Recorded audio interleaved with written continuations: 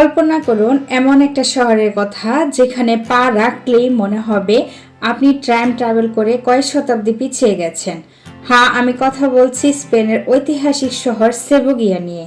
কোনো সিস্টেম বা জোড়া ছাড়াই 2000 বছর ধরে দাঁড়িয়ে থাকা রোমার একই ডাক থেকে শুরু করে পাহাড়ের চূড়ায় ভাসমান সেই জাদুকারী দুর্গ, সবকিছুই যেন একটা বিস্ময়। স্পেনের বুকে লুকিয়ে থাকা রোমান ইতিহাসের এক জীবন্ত শহর এটি।